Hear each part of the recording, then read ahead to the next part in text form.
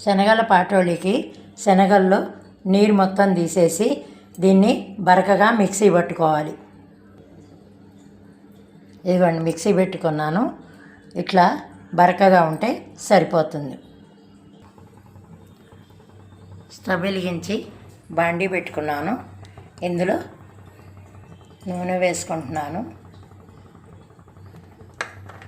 తర్వాత మినప్పప్పు, ఆవాలు, జీలకర్ర,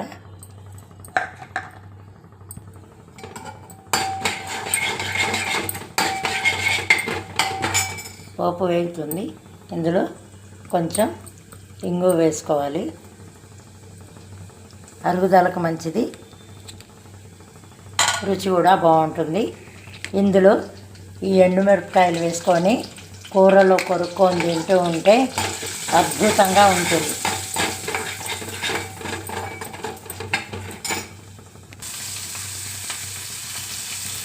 ఇందులో ఆలుగడ్డ, ఉల్లిపాయ, పచ్చిమిరపకాయలు, కరివేపాకు వేసుకున్నాను. ఇవి కొద్దిగా వేగితే చాలు శనగపిండి ముద్దని ఇందులో వేసుకోవాలి.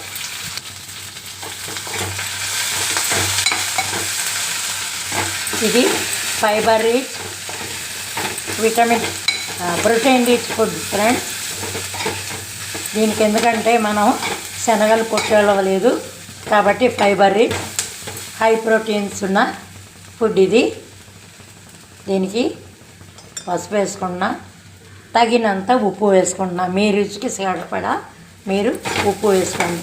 దీన్ని ఇట్లా సన్న సగం పెట్టి కలుపుతూ ఉండాలి.